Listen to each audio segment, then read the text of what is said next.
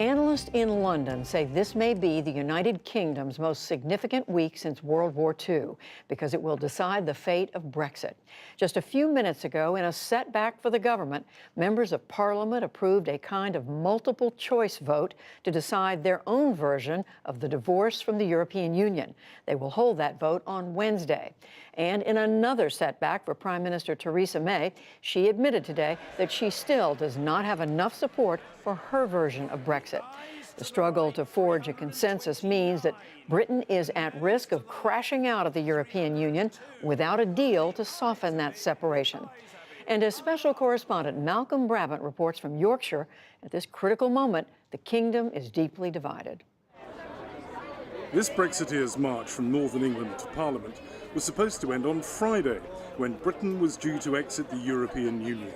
But the international divorce they voted for has been delayed. What do we want? Brexit! When do we want it? Now! John Longworth is the chairman of Leave Means Leave. The beginning of the Brexit betrayal has started. It's a complete stitch-up between the UK government and the European establishment. As the marchers set off, the prevailing complaint was that most members of Parliament favour staying in the EU and were working to overturn the result of the 2016 referendum. Amy Brooks is a local councillor for Britain's opposition Labour Party. I'm really, really disappointed, but I'm really worried, to be honest. I fear that this is the thing that will break democracy in this country. All we have is the vote, and when Parliament don't enact that, what is left? Remainers often depict Brexiteers as small-minded, bigoted nationalists who hanker after a glorious British past that no longer exists. Schoolteacher Julie Colton defies the stereotype. We were told it was going to be our decision, and they have pulled up every tree they can to betray it, to stop us from leaving the European Union. So it is absolute treachery. In the referendum, 52% of voters opted to leave the EU, 48% to stay. 17.4 million people were on the winning side. And John Longworth had this warning. It's a massive problem that there's a gulf between Parliament and the people. It will have incalculable effects for trust in the UK establishment and the democratic system if, in fact, we don't deliver Brexit, a proper Brexit. People will be completely disenchanted, and it will manifest itself in ways that we can't predict over generations. Brexit now!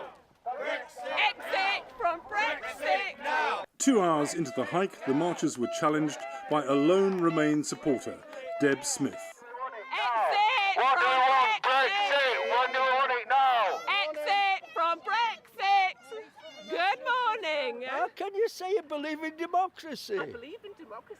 This area is going to be How do you poorer. know that? Jobs are closing. Go You to don't elections. listen, you don't- I talk to politicians. I have. Oh, you talk to politicians Absolutely. and you believe them, do you? This country has so many difficulties that we need to deal with, and Brexit's just getting in the way. How are you? I'm doing very well. We're marching for you. Have a good day. Thank you. One day later, at Maidenhead Station in the district represented by the Prime Minister, Remain supporter Judith Curry headed to a pro-EU rally in London demanding a second referendum. I think we're heading for complete disaster, and I have children, I care for my country, I'm a patriot. I don't want to see my country go into chaos. On London's Underground, teacher Jessica Jenkins shared a commonly held view that older people who voted for Brexit denied the next generation their birthright of access to Europe. I want my children to be able to travel wherever they want to without any hassle. I want them to be able to work wherever they want to, like I did. I teach languages, I teach French and German. I know the importance of Europe and good connections with Europe, good business connections, and I want them to have exactly the same opportunities that I had.